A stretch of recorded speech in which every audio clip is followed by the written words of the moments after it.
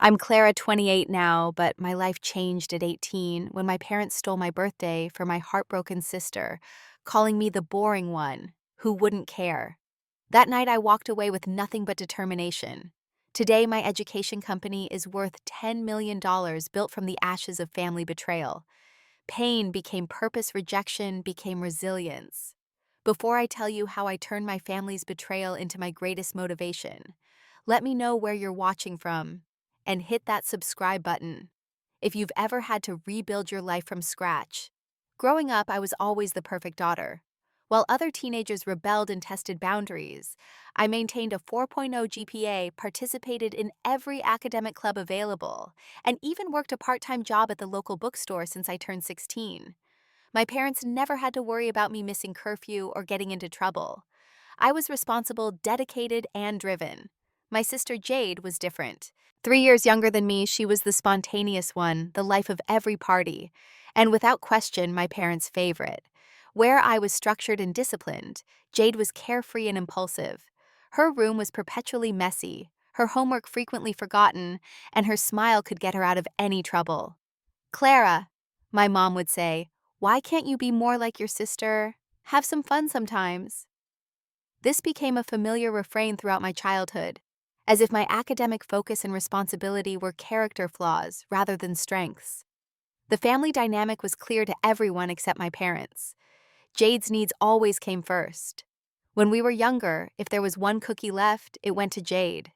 If both of us had events on the same day, my parents attended Jade's. My achievements were expected. Hers were celebrated. When I won first place in the state science fair with my project on renewable energy, my parents gave a cursory good job before immediately turning the conversation to Jade's upcoming dance recital. The day I received my scholarship acceptance letter to my dream university, my parents were too busy comforting Jade over a fight with her friend to even open the envelope with me. I remember sitting alone in my room that night, scholarship letter in hand, feeling hollow instead of triumphant. I called my best friend Mia. They didn't even read it, I told her, trying to keep my voice from cracking. Your parents or the scholarship committee, Mia joked, trying to lighten my mood. My parents, they were busy with Jade's drama of the day. Mia sighed. Clara, you know this isn't normal, right? Parents are supposed to celebrate these kinds of achievements. Deep down, I knew she was right, but acknowledging it meant accepting a painful truth. No matter what I accomplished, it would never be enough for my parents. I was caught in an impossible cycle of trying to earn love that should have been freely given. As my 18th birthday approached, I secretly applied to colleges far from home. My acceptance letters arrived with scholarship offers, my ticket to independence. But before I embarked on that new chapter, there was one milestone I desperately wanted to celebrate properly: my 18th birthday. For months, I'd been planning this party with my parents' blessing. It would be at our house with 40 guests, including extended family friends from school, and even my favorite teachers. The theme would be new beginnings, symbolic of my transition to adulthood. My mom had helped me pick out decorations in my favorite colors, navy and silver. Dad had agreed to grill his famous barbecue. I'd even designed custom invitations that I'd mailed out weeks ago. 2 days before my birthday, I was in my room putting the finishing touches on a playlist when Mia called. Are you excited for Saturday? She asked. I can barely sleep, I admitted.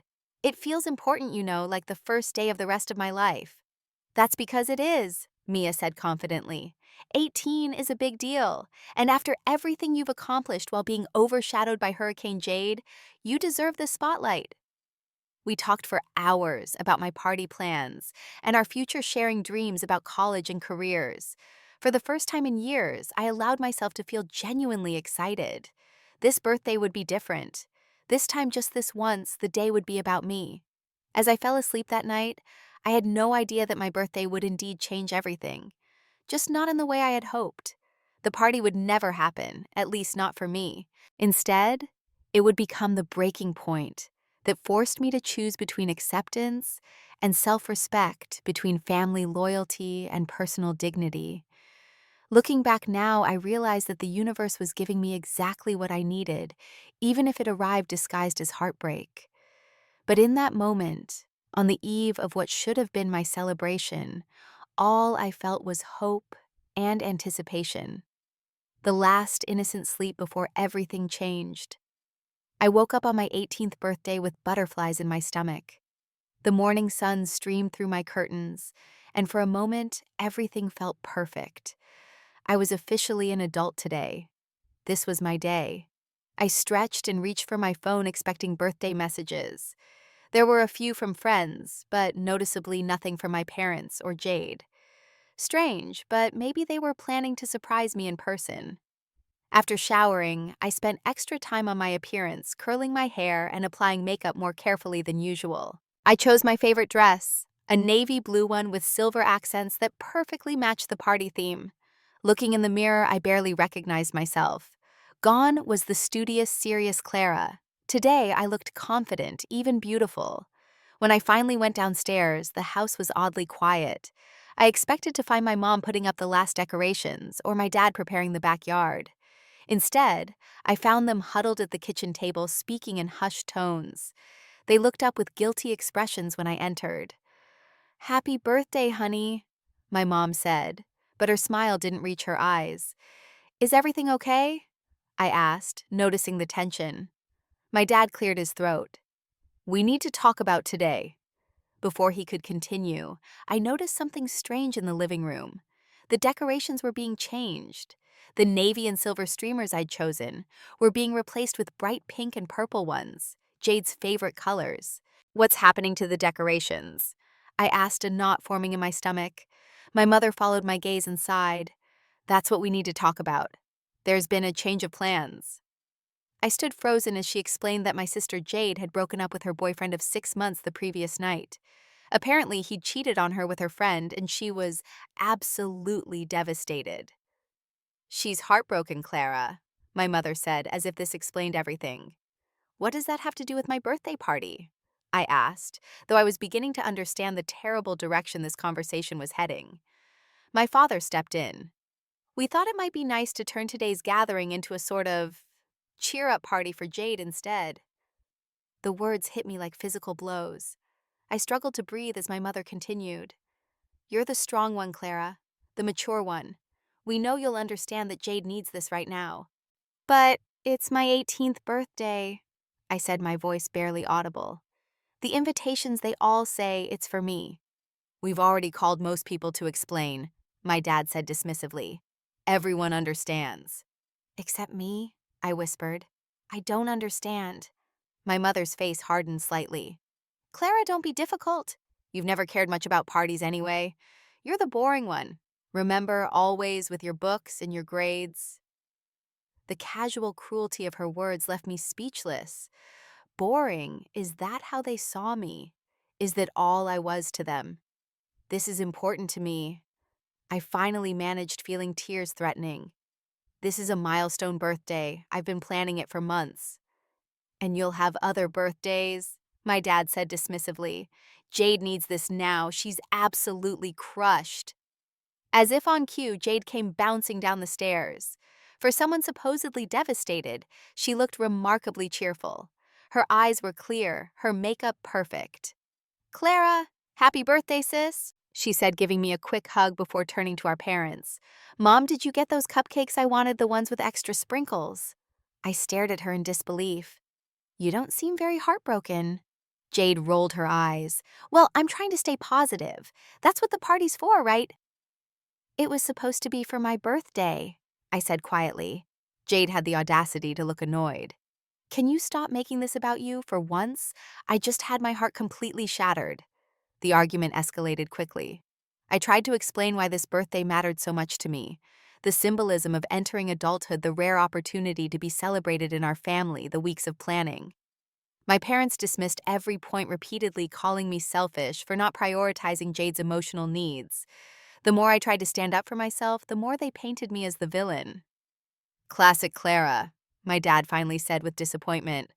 "Always thinking about yourself." The irony of his statement was so profound that I actually laughed, a hollow, painful sound that surprised even me. As we argued, the doorbell rang. The first guests were arriving. My grandparents entered, arms loaded with wrapped gifts. "There's the birthday girl, my grandmother exclaimed, moving to hug me. My mother quickly intercepted. Actually, we're doing something a little different today. We're having a party for Jade instead. She's going through a tough time. The confusion on my grandparents' faces would have been comical if it wasn't so humiliating. They looked at me questioningly, but I couldn't bring myself to explain. What could I say? My sister's 6-month relationship ending was apparently more important than my once-in-a-lifetime 18th birthday. More guests arrived. Each time, the same awkward explanation was given. Some looked sympathetic, but most quickly adjusted, turning their attention and gifts to Jade, who was now playing the part of the wounded victim, perfectly accepting condolences for her broken heart. I slipped into the kitchen, needing a moment alone, and found my birthday cake. Or what had been my birthday cake. The navy fondant had been hastily scraped off and replaced with pink frosting. The message, "Happy 18th birthday, Clara," was now smudged to read, "Cheer up, Jade." Something inside me broke. This wasn't just a party. This was the story of my entire life in our family. Being erased, being secondary, being the afterthought. As I stood there, I overheard my father talking to my uncle in the living room. "Clara doesn't mind," he was saying. "She understands that Jade needs this more right now. Clara's always been the sensible one." In that moment, everything became crystal clear. I wasn't the sensible one or the boring one. I was the one who had been taught that my needs didn't matter, that my feelings were less important, that my milestones were dispensable. I walked quietly upstairs to my bedroom and locked the door. With shaking hands, but clear purpose, I pulled out my largest backpack and began filling it with essentials. Some clothes, my laptop, important documents, and the cash I'd been saving from my part-time job. I changed out of my party dress into jeans and a sweater. As I packed, the sounds of the party drifted upstairs. Laughter music, the celebration continuing without me for someone else on my birthday. When I had everything I needed, I took one last look around my childhood bedroom. Then I walked downstairs through the kitchen's back door and out into the evening air. No one noticed me leave. No one came after me. That fact alone confirmed I was making the right decision. The evening air felt electric against my skin as I walked away from my family's house. Tears streamed down my face, but there was something else beneath the sadness. A strange, terrifying freedom. For the first time in my life, I was completely on my own, answering to no one but myself. I walked for nearly an hour before I could think clearly enough to make a plan. The obvious first stop was Mia's house. She lived about 2 miles away, and I'd known her family since kindergarten. By the time I reached her doorstep, my emotional numbness had given way to the full impact of what had happened and what I had done. Mia answered the door, took one look at me with my backpack and tear-stained face, and pulled me inside without a word. Her parents, who had declined my party invitation because they were having their own family dinner, were shocked to see me. "Clara, what on earth happened?" Mrs. Winters asked, guiding me to their couch. Between sobs, I explained everything. The party being given to Jade, my parents calling me the boring one, the cake being repurposed, and my decision to leave. I expected them to tell me I was overreacting, that I should go back home and work things out with my family. Instead, Mr. Winters looked genuinely angry on my behalf. "That's not right," he said firmly. "A child's birthday should be sacred to parents." "You can stay here tonight," Mrs. Winters added without hesitation. "We can figure out next steps in the morning." That night on Mia's trundle bed, I stared at the ceiling as sleep evaded me. My phone had been buzzing periodically. My parents had finally noticed my absence.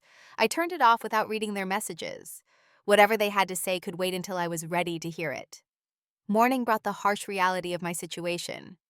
I was technically an adult, but I had no real place to live, limited savings, and an uncertain future. Mia's parents were incredibly supportive, offering their guest room for as long as you need, but I knew I couldn't impose indefinitely. Over breakfast, Mrs. Winters helped me create a list of immediate priorities. 1. Secure my important documents, birth certificate, social security card. 2. Open a bank account in just my name. 3. Figure out my college plans without parental support. 4. Find affordable housing. Increase my work hours for more income. My first week of independence was a crash course in adult responsibilities. Mia's dad drove me to the bank to open my own account, transferring my savings from the joint account with my parents. I called the university where I'd been accepted and spoke with the financial aid office about my changed circumstances. I picked up extra shifts at the bookstore, explaining to my manager that I needed as many hours as possible. My high school guidance counselor, Mrs. Martinez, became an unexpected ally. When I explained my situation, she connected me with resources for independent students and helped me update my financial aid applications to reflect my new status. "You're not the first student I've seen in this position," she told me gently. "It's going to be hard, Clara, but you're one of the most capable young people I know." My search for affordable housing was a harsh awakening. Even the cheapest apartments in our suburban Boston area were far beyond what I could afford on my bookstore salary. After 2 weeks of searching, I finally found a tiny studio apartment in a less desirable neighborhood. The building was old, the neighbors were loud, and the bathroom had persistent mold issues, but it was mine. Moving day was bittersweet. Mia and her parents helped me transport my few belongings to the studio. The space was so small that we could barely fit 3 people inside simultaneously. "It's just temporary," I kept saying as much to convince myself as anyone else. "Just until I get on my feet." Mrs. Winters had tears in her eyes as they left. "Call us anytime, day or night," she insisted, "and come over for dinner whenever you want." Alone in my apartment that first night, the reality of my situation hit me full force. I sat on my secondhand mattress on the floor and allowed myself to cry. For the birthday I never had for the family support. I'd never felt for the childhood that had always asked me to be less, so that Jade could be more. During those first months, I established a grueling routine. I'd wake at 5 a.m. for an early shift at the bookstore, attend school until afternoon, then work evening shifts at a new job as a server at a local restaurant. I'd come home exhausted, study until my eyes couldn't stay open, then collapse into bed only to repeat the cycle the next day. The only bright spot in this difficult time was my relationship with Ethan, a customer I'd met at the bookstore who asked me out after months of friendly conversations about our shared love of science fiction. He was kind and understanding about my complicated schedule and family situation. "You're the strongest person I know," he told me one evening as we shared a rare dinner together. "Most people would have broken under the pressure you're dealing with." My sister texted occasionally, mostly to complain about how dramatic I was being, how I'd ruined family harmony by leaving. My parents made several attempts to contact me eventually, leaving a voicemail asking me to come home, saying they forgave me for walking out. There was no acknowledgement of their role in my departure, no apology for the birthday debacle. I didn't return their calls. Instead, I focused entirely on my future. Each day of independence, despite its hardships, reinforced that I had made the right choice. In my tiny apartment, there was no one belittling my achievements or comparing me unfavorably to someone else. For the first time, I could just be Clara, neither the perfect daughter nor the boring one, just myself. I graduated high school with honors that spring. None of my family attended the ceremony, but Mia's parents cheered loudly enough for everyone when my name was called. As I accepted my diploma, I felt a complex mix of emotions: pride in my accomplishment, sadness at my family's absence, but mostly determination to keep building my new life one difficult day at a time. The transition from high school to college was less dramatic than most of my classmates experienced. While they said tearful goodbyes to families and packed up childhood bedrooms, I simply moved my few possessions from one small apartment to an equally small dorm room. The main difference was that now I didn't have to pay rent. My scholarship covered housing. My first semester at Boston University's business program was transformative. For the first time in my academic life, I was surrounded by people who valued the same things I did: hard work, ambition, and analytical thinking. My professors didn't find me boring for being serious about my studies. They recognized my dedication as a strength. Professor Winters, no relation to Mia's family, particularly took notice of my work ethic. A former tech entrepreneur who had sold his company for millions before turning to teaching, he challenged us to think beyond textbook solutions and apply creative problem solving to real-world business scenarios. For our semester project, we had to identify a market need and propose a viable business solution. While most students chose familiar territories like food delivery apps or social networking platforms, I focused on something personal, educational inequality. My business concept is called LearnLink, I explained during my class presentation. It's a personalized learning platform that adapts to individual students' needs, providing resources and support for those who might not have adequate guidance at home or school. The idea had been percolating in my mind since high school, watching students with involved parents and tutors excel, while equally talented peers without those advantages fell behind. My own experience of having to forge my path without family support had only strengthened my conviction that many young people needed better educational tools. Professor Winters kept me after class that day. "Clara, your concept has real potential," he said. "Have you considered entering the Rothman Entrepreneurship Competition?" I hadn't. The Rothman was primarily for graduate students and alumni with a $25,000 prize for the winning business plan. The thought of competing against people with years more education and experience was intimidating.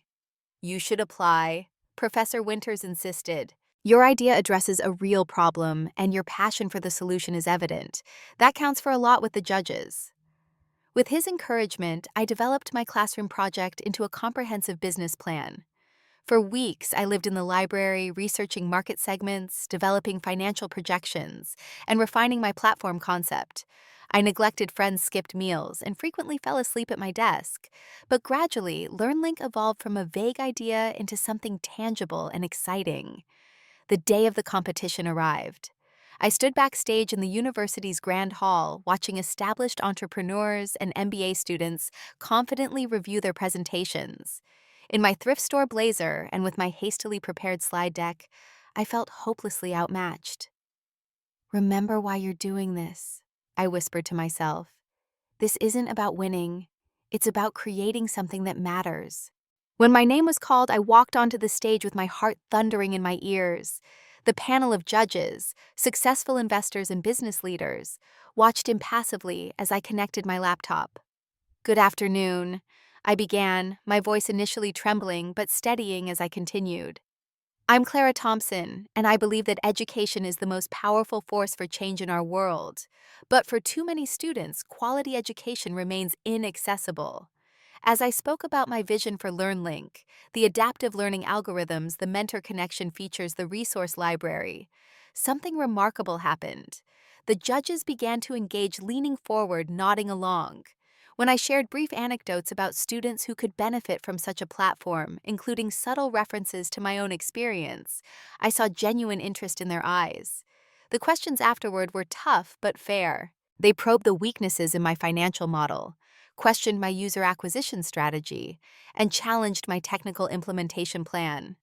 For each question, I had a thoughtful, well-researched response. The months of preparation paid off in those crucial moments. 2 hours later, as all contestants gathered on stage, I tried to prepare myself for disappointment. When the head judge announced, "The winner of this year's Rothman Entrepreneurship Competition is Clara Thompson with LearnLink," I was so stunned that another contestant had to nudge me forward. The $25,000 prize money was life-changing, not just financially, but psychologically. It was validation that my ideas had value, that my vision mattered. As reporters from the university paper took my photo with the oversized check, I thought about how differently my family would see me now. But not everyone was thrilled by my success.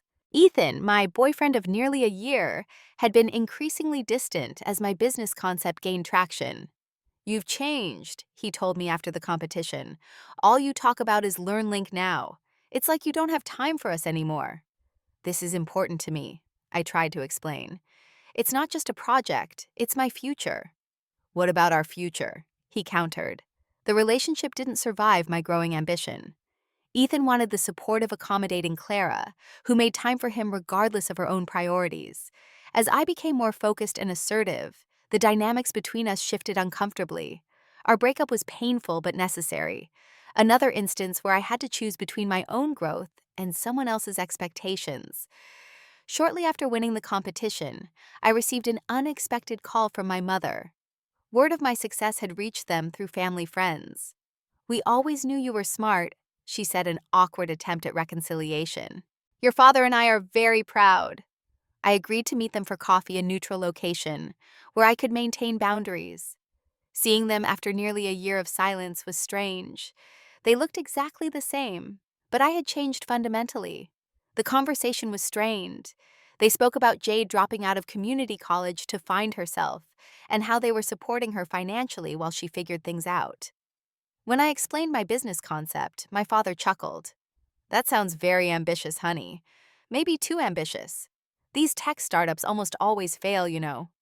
It's not a hobby, Dad, I said firmly. This is my career. My mother patted my hand condescendingly. We just don't want you to be disappointed when it doesn't work out. There's no shame in getting a normal job while you're young. I realized then that they would never truly see me or understand my drive. In their eyes, I would always be the responsible but unremarkable daughter, expected to play it safe while Jade took risks and commanded attention. As I walked away from that coffee shop, I felt a strange sense of closure. I no longer needed their approval or understanding. Their validation, or lack thereof, couldn't define my worth anymore. I had moved beyond that need, creating my own measure of success. That evening, I registered the official business name for LearnLink Educational Technologies, Inc. Sitting alone in my small office space, watching the confirmation email arrive, I felt more certain of my path than ever before. The family that couldn't celebrate my birthday had inadvertently given me the greatest gift possible, the courage to define my own life on my own terms. 2 years after winning the Rothman competition, LearnLink was growing but facing the typical challenges of any startup. My days started at 5 a.m. and often ended after midnight. The glamorous vision of entrepreneurship portrayed in movies couldn't be further from my reality. I was perpetually exhausted, surviving on coffee and determination. The $25,000 seed money had been carefully stretched, but was nearly gone. I'd converted a small warehouse space into a makeshift office, furnished with secondhand desks and chairs, found on Craigslist. The brick walls were covered with whiteboards filled with code snippets, marketing strategies, and urgent to-do lists. My daily routine was a marathon answering customer emails, fixing platform bugs, cold calling potential clients, pitching to investors, and trying to maintain some semblance of a personal life. I'd lost weight, rarely saw sunlight, and couldn't remember the last time I'd taken a day off. But beneath the exhaustion was an undercurrent of purpose that kept me going. The turning point came when Westfield Academy, a progressive private school in Cambridge, signed a $50,000 contract to implement LearnLink for their students. It was our first major client. Previous customers had been small tutoring centers and individual school departments with limited budgets. This is it, I told myself, staring at the signed contract in disbelief. This is really happening. With actual revenue coming in, I could finally hire help. Jamie Chen, a brilliant programmer I'd met at a tech meetup, became LearnLink's first employee. He took a significant pay cut from his corporate job to join my fledgling company, believing in the mission as much as I did. The platform has so much potential, Jamie said during his first week reviewing our code base, but we need to completely overhaul the back end if we want to scale. Together, we worked through technical challenges that had seemed insurmountable when I was alone. Jamie's expertise complemented my business vision perfectly, and soon we developed a strong friendship alongside our professional relationship. You know, Jamie said one evening as we debugged code well past midnight, most bosses I've had would have given up months ago. Your persistence is kind of scary. I laughed. Stubbornness runs in my family, though they'd probably call it something less flattering. Financial challenges remained our biggest hurdle. The Westfield contract would eventually be profitable, but the initial implementation costs were high. Our bank account dwindled dangerously as we hired 2 more part-time developers to help Jamie rebuild the platform infrastructure. 3 months after the Westfield signing, I checked our accounts and felt a cold wave of panic. We had less than 2 weeks of runway left, not enough to make the next payroll. After everything we'd accomplished, LearnLink might still fail due to simple cash flow problems. I arranged emergency meetings with several potential investors, but most were hesitant to back an educational technology company led by a 21-year-old with no industry connections. One investor, Taylor Robertson of Meridian Ventures, agreed to hear my pitch on short notice. Walking into Meridian's sleek downtown office, I felt hopelessly out of place. My one professional outfit was showing wear and my presentation materials, while substantive lacked the polished design of those prepared by companies with actual marketing departments. Taylor, a stern-looking woman in her 40s, didn't waste time with pleasantries. "You have 15 minutes," she said, checking her watch. "Convince me this is worth my time." I launched into my prepared pitch, highlighting LearnLink's innovative features and early market traction. But I could see I wasn't connecting. Taylor's expression remained impassive, occasionally glancing at her phone. Halfway through my financial projections, she interrupted. "Clara, I've seen dozens of EdTech pitches this year alone. What makes yours different? And why should I believe you can execute when you have so little experience?" In that moment, I abandoned my script. "You're right," I said, closing my laptop. "I don't have decades of experience or an MBA from Harvard. What I have is far more valuable. I understand our users because I was one of them." I told her about growing up without the support and resources that many successful students take for granted. I explained how I'd built LearnLink while working multiple jobs and completing my degree. I shared how our early adopters, students from disadvantaged backgrounds, were showing measurable improvement in academic performance and engagement. "I'm not asking you to invest in my experience," I concluded. "I'm asking you to invest in my determination. I started this company with nothing but a concept and $25,000. Look what I've built already. Imagine what I could do with proper funding." The room fell silent when I finished.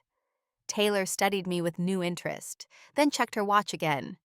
"You've gone over your 15 minutes, she said, but she was almost smiling now. "Send me your full business plan and user metrics by tomorrow morning. We'll talk numbers after I've reviewed them."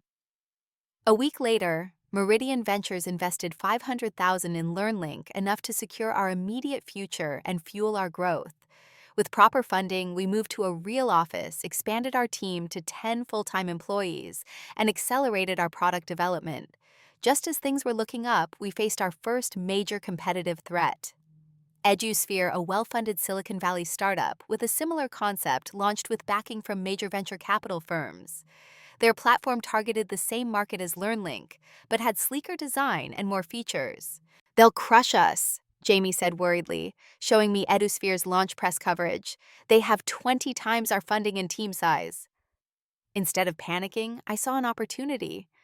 "They're going broad, trying to be everything to everyone," I observed. "We can go deep instead."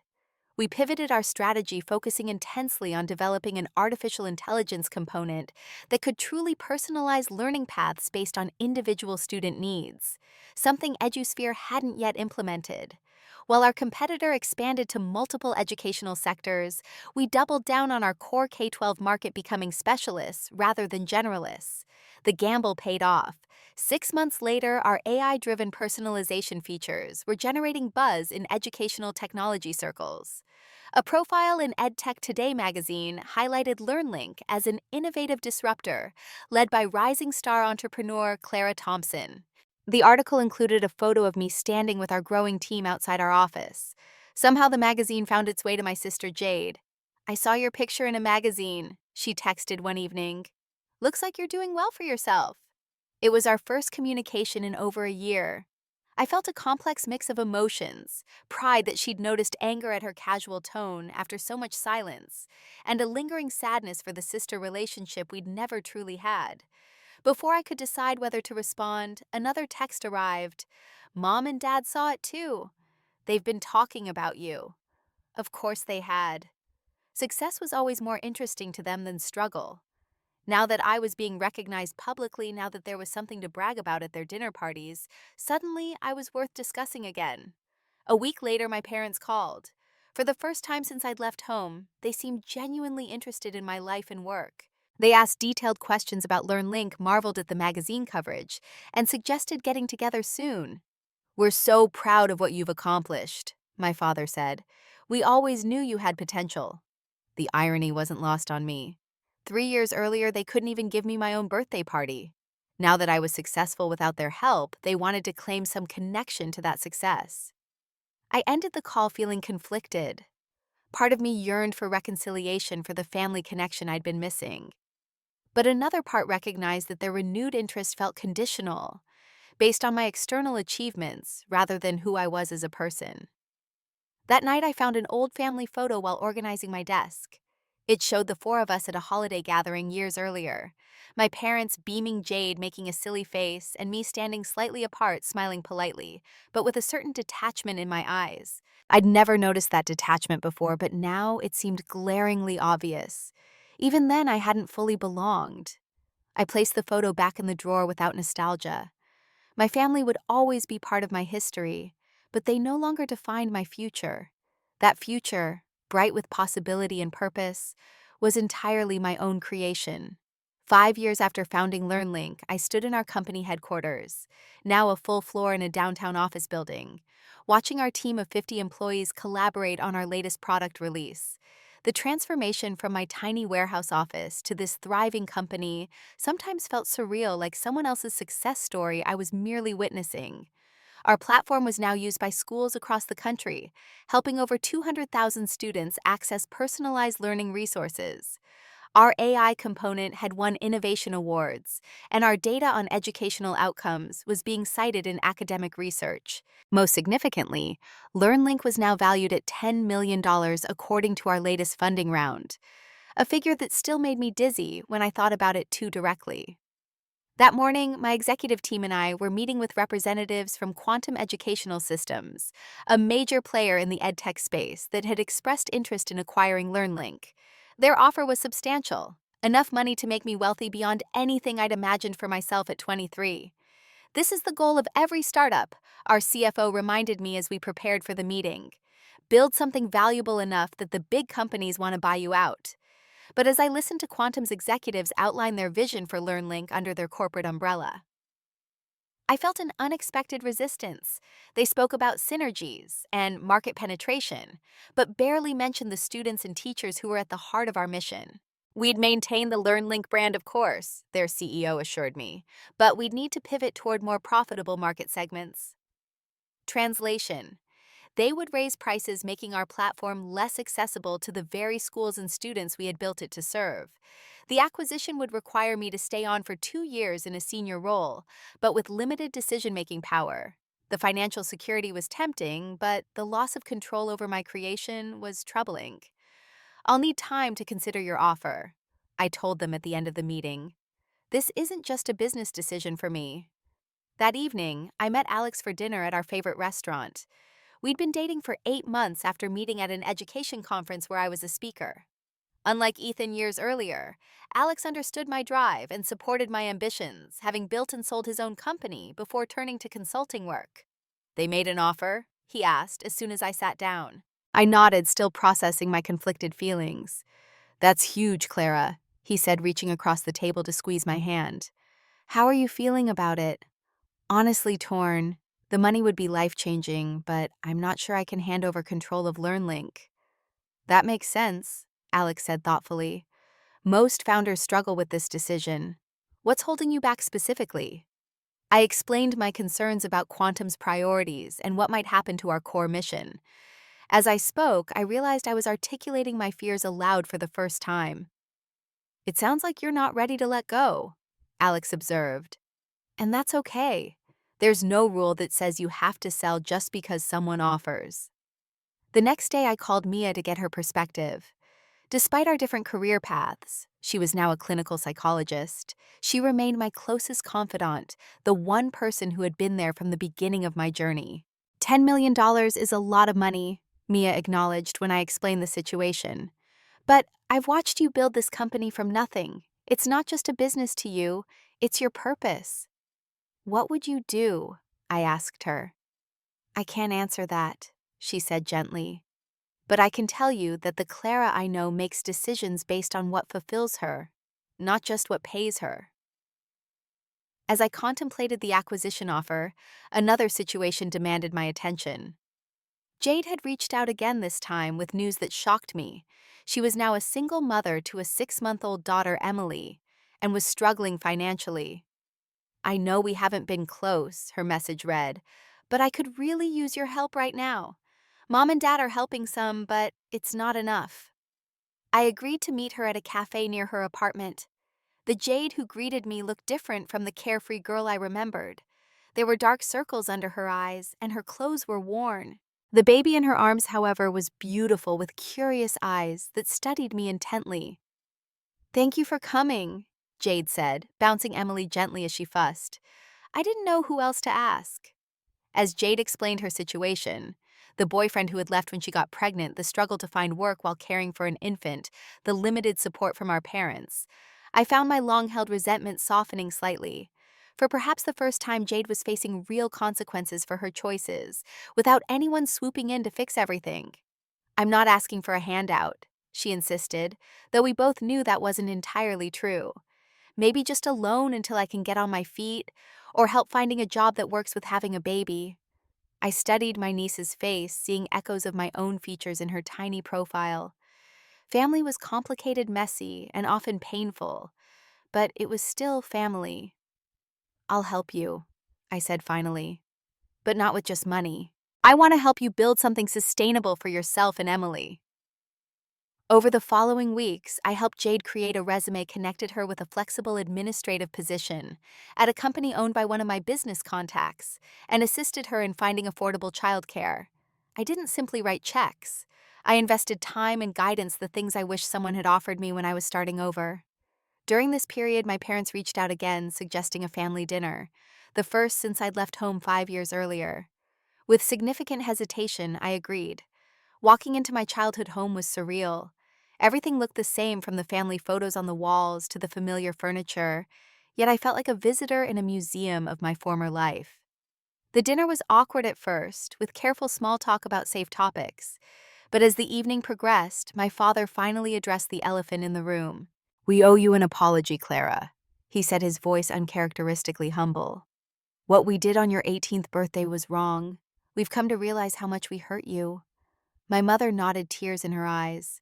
"We took you for granted because you were always so capable. We never saw how unfair we were being." Their apology was sincere, if long overdue. I didn't immediately forgive them. Years of emotional neglect couldn't be erased with one conversation, but I acknowledged their effort to make amends. It was a beginning.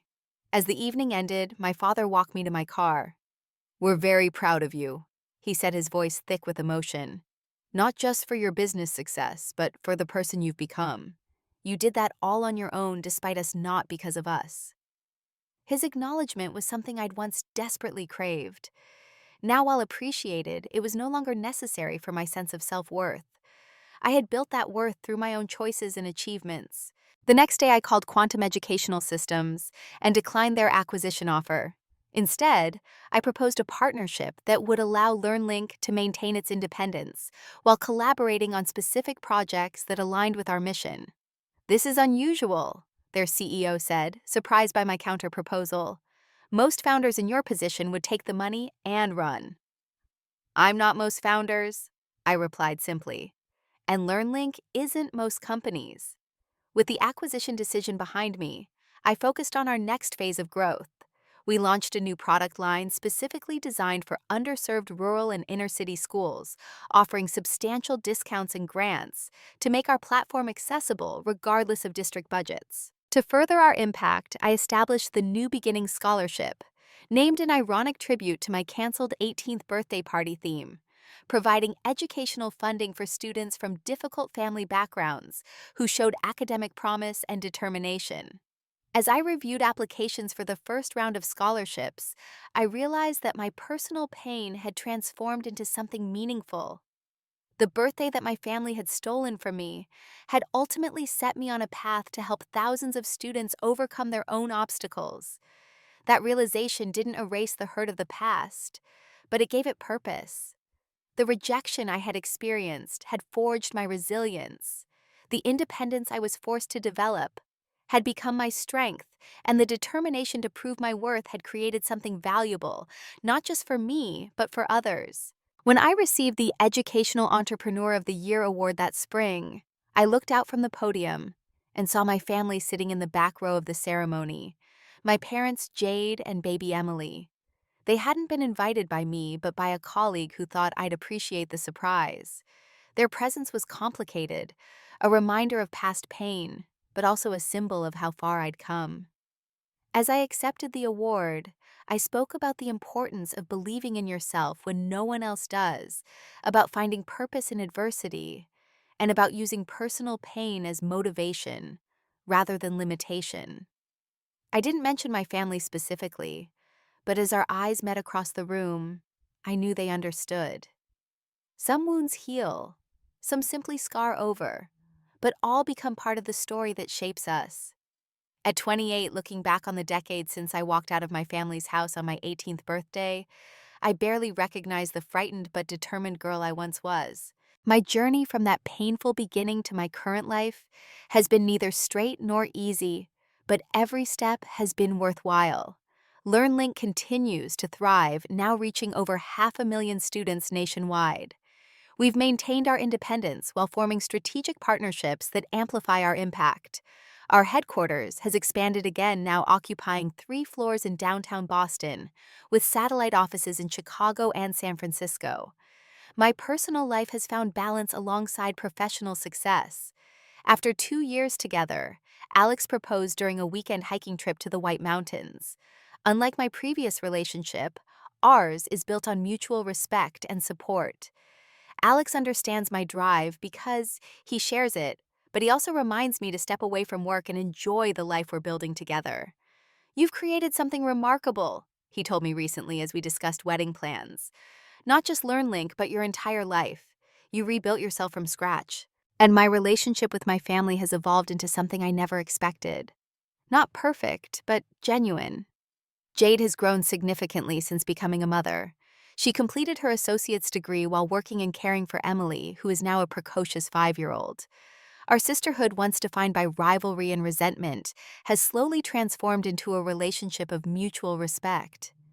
"You were right to leave," Jade admitted during a rare heart-to-heart conversation. "I didn't understand then, but watching you create your own path made me realize I could do the same, just differently." My parents have made consistent efforts to repair our relationship. They attend company events when invited, share articles about LearnLink with their friends, and have learned to celebrate my achievements without trying to take credit for them. They've also formed a genuine bond with Alex, welcoming him into the family without the comparison and criticism that once characterized their parenting. The healing process hasn't been linear.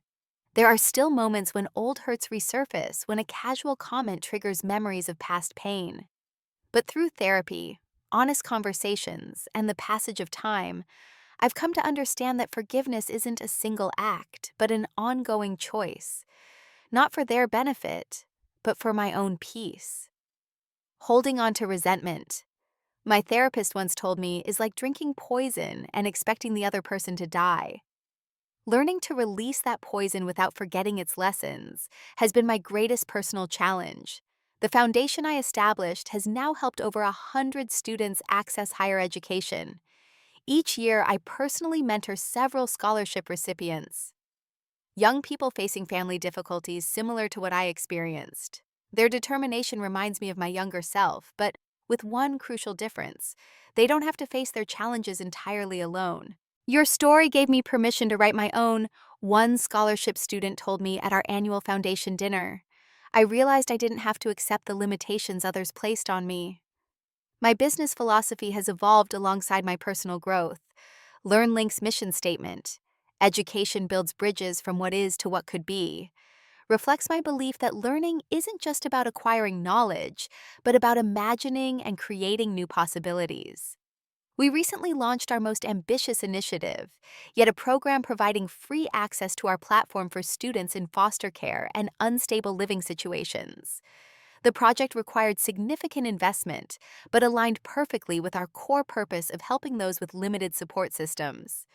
Last month, I hosted a gathering at my home, a beautiful brownstone in Beacon Hill, that still sometimes feels too good to be true. Around the dinner table sat an unlikely family: Mia and her husband Alex, my parents Jade and Emily Jamie from our original LearnLink team, and his partner and 2 former scholarship students now working at the company.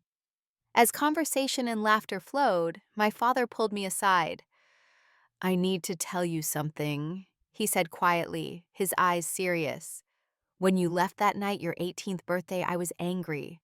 I thought you were being selfish and dramatic." I tensed preparing for criticism even after all this time. I was wrong, he continued.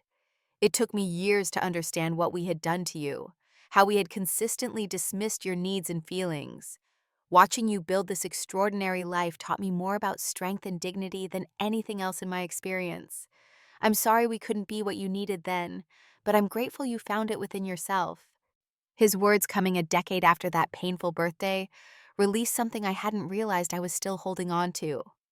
The validation I had once craved so desperately no longer defined me, but hearing it still healed something deep inside. I've learned that true success isn't measured by company valuations or awards, though those external markers are gratifying. Real success is the internal knowledge that you've created a life aligned with your values, that you've transformed pain into purpose, that you've become someone you respect when you look in the mirror. Walking away that night was both the hardest and best decision I ever made. It wasn't about rejection or rebellion. It was about recognizing my own worth when no one else would. Every challenge since then, the poverty, the exhaustion, the setbacks, the doubts, strengthened my conviction that we all deserve to be the protagonists of our own stories, not supporting characters in someone else's. If there's wisdom I've gained from this journey, it's this. Sometimes the most painful moments are doorways to our most authentic lives. The birthday party I lost gave me the gift of self-reliance. The family approval I never received forced me to approve of myself. The support that was withheld taught me to create my own foundations of strength. We don't get to choose all our circumstances, but we always get to choose our response to them.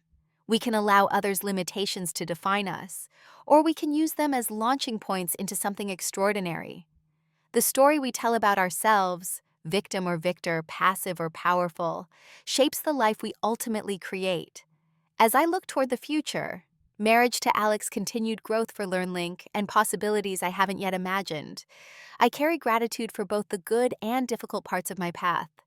Each step, even the painful ones, led me exactly where I needed to be. Thank you for listening to my story. If anything I've shared resonates with your own experience, I'd love to hear about it in the comments below. Have you ever had to walk away from a painful situation to create something better?